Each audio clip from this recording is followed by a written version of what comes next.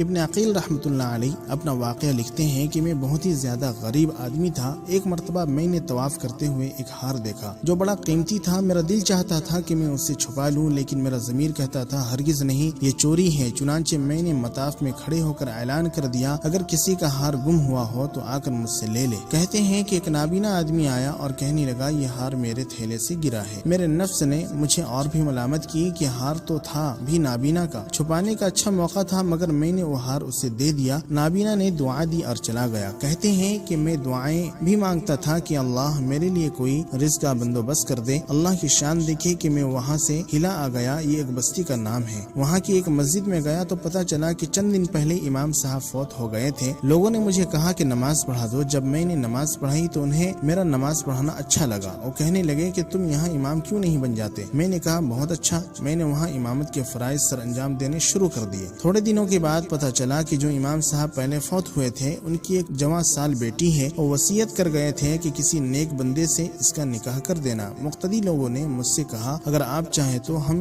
اس یتیم بچی کا آپ سے نکاح کر دیتے ہیں۔ میں نے کہا جی بہت اچھا۔ چنانچہ انہوں نے اس کے ساتھ میرا نکاح کر دیا۔ شادی کے بعد میں نے اپنی بیوی کو دیکھا کہ اس کے گلے میں وہی ہار تھا۔ اسے دیکھ کر میں حیران رہ گیا۔ میں نے پوچھا یہ ہار کس کا ہے؟ اس نے کہا یہ میرے ابو نے مجھے دیا تھا۔ میں نے کہا آپ کے ابو کون تھے؟ اس نے کہا وہ عالم تھے، اس مسجد میں امام تھے اور نابینا تھے۔ تب مجھے پتا چلا کہ اس کے ابو وہی تھے جن کو میں نے وہ ہار واپس کیا تھا۔ میں نے اس کو بتایا کہ یہ ہار تو میں نے ان کو اٹھا کر دیا تھا۔